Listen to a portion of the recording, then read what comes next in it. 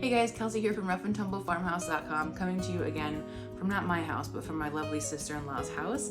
And today I'm going to show you a really simple and fun, and I think really cute cutting board project for your house. So I saw something like this in a magazine. I've been meaning to do it for the longest time. It really doesn't take a lot of supplies and doesn't take a lot of time.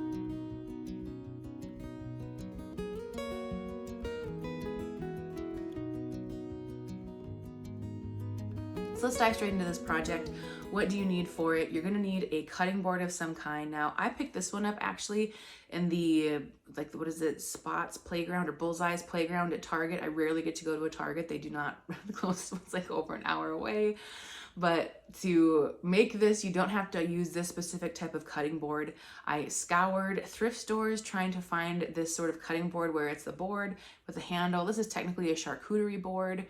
They are hard to find, and if you do find them at thrift stores, they're actually pretty expensive. So if you just find a good deal on a cutting board like this, and it doesn't matter, it's not going to function as an actual cutting board, it's just going to look pretty. So if you find a good deal on one somewhere, scoop it up.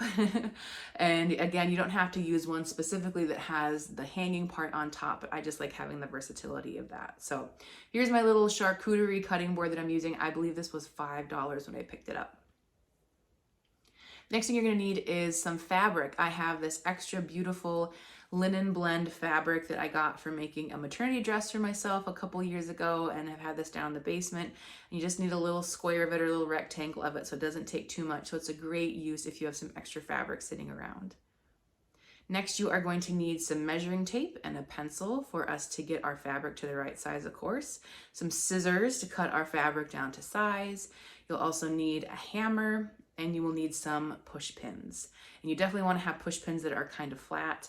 I looked into using like a upholstery nail or an upholstery screw, and those are just way too long for our purposes here. So these are your supplies you need. I also recommend, if you are not doing this project, if you're just doing this on your kitchen counter like I did, to have another cutting board or just kind of a junk piece of wood underneath in case your pins are longer than you think they are, so you don't, like I did, accidentally hammer a couple of tiny little pin pricks into your countertops. So there's a lot of flexibility with this project. You get to decide what your edges look like. I wanted a nice finish edge on mine, so I folded mine over. Or if you don't want a nice finish edge, if you want kind of more of a shabby chic sort of edge, you can just leave the raw edge of the fabric out. That is perfectly fine too. And then in terms of how high up you want your fabric to go, I wanted my fabric to go all the way to the bottom, all the way to the sides, and about halfway up for making my cute little cutting board spoon utensil display. So when you measure this out, you need to first know how you want to have those edges, because if you want to have those edges folded under, then you are going to want to figure an extra ½ an inch on each side of your cutting board for your size. So for mine, that ended up being, I believe it was 9 inches approximately long and about 7 inches wide to get it the right size that I wanted. So use your measuring tape, use your pencil, kind of figure out how you want it to be, how you want it to look, and cut out your fabric. Next thing we're going to do, the next thing you have to decide is how you want the bottom of your fabric to look. Now you can have push pins that go down both of the sides and across the bottom, all visible. I didn't really want that look. It was too many push pins, I thought, so I wanted to have just plain fabric on the bottom and push pins going up the sides. So to do that, you want to start your fabric on the bottom, and if you have kind of a right side, wrong side, make sure that it is wrong side up, meaning if you made pencil marks or something on your fabric, make sure that is facing up and lay it on the bottom of your cutting board. And then use your push pins and your hammer to fasten the top part of the fabric to the bottom part of your cutting board. I know this is technically also the bottom part of your fabric, but kind of looks like the top. You get what I'm saying if you're watching this video. Okay, so you want to put these in as level as you can or as evenly as you can, but if you don't get them quite perfect, it's nothing to worry about. Make sure that you leave in the corners, if you're going to be having your push pins on the outside, which I assume you are, make sure you leave your corners open because we are going to be putting pins there. So leave both corners on the bottom open and then start kind of one push pin's width in from there. Next thing we want to do is we are going to be folding over, if you're making it the same way I am. You're going to be folding over about a 1/2 inch or 1/4 inch, depending on how much extra space you gave yourself, of our fabric. And then we are going to start hammering it up. Now, if you want to, you can absolutely iron this. Like if you're doing some sewing and you're trying to make that, that hem basically is kind of what you're building on the side there.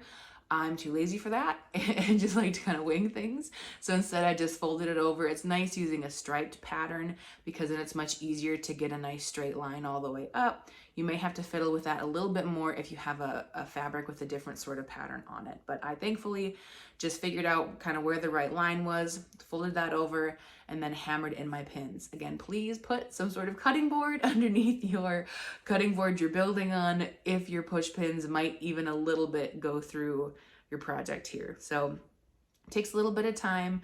Go ahead and hammer all the way up the side, and then you're gonna do the same thing on the other side. Okay, so for the top edge of the fabric, we wanna make sure we don't take our pins all the way quite to the top. If you are going to be using this a lot, so let's say you are planning on hanging this really solidly, you know, by your stove or something, and you're actually gonna be taking spoons and utensils in and out of here quite a bit, and you want it to have a nice finished edge, I would recommend that you either just run a straight stitch across. I mean, you can do this by hand. It'll just take a couple minutes if you don't have a huge cutting board, or zip it through a sewing machine if you have one, or worst case scenario, pick up a little bit of fabric glue from the store and glue that top hem down, because otherwise as you pull things in and out of there all the time, it's going to be flipping it up and down. I'm not really using this for function. I'm using it just because I think it looks really cute. It might be a spoon I take out every once in a while. It's like a serving spoon, but nothing I'm concerned about. So I'm just folding that edge down, and then as I hammer in the push pins on each of the corners, it's keeping it down well enough. And so there you go. It's a really, really simple project, but it is so cute. You can make as many of them as you want. I could absolutely see collecting a bunch of these cutting boards, getting some fabrics that look nice together, and doing almost like a kind of gallery wall for organizing your kitchen tool. I think that would look so cool. I don't have a kitchen that's kind of the right size for that, but that's something that we really need to do with them. You can just have it sitting on your countertop. You can hang it somewhere. Again, this is, I think, super easy. You can make really cute gifts out of these. If you picked up a couple of cutting boards and some fabric that was specific to the people that you liked, you wouldn't even have to use, you know, kitchen utensils in this thing. You could put envelopes in here, or store sewing scissors, or any sort of thing that you just need kind of in a place you can grab it quick and want it to look really cute at the same time. Anyway, hopefully that wasn't too confusing or convoluted. I am very much not a crafty person. I aspire to be. I am more of a let's go muck stalls and milk a cow type person than I am a crafty person. So this was my stab at it. I hope that it worked well for you. If you have any hot tips you come up with, or any ideas on how to improve this process, let me know and share below in the comments. It's always great to help out other crafty wannabes like myself. Thanks for watching. We'll see you next week for more farming, family food, and fortitude here at our Rough and Tumble Farmhouse.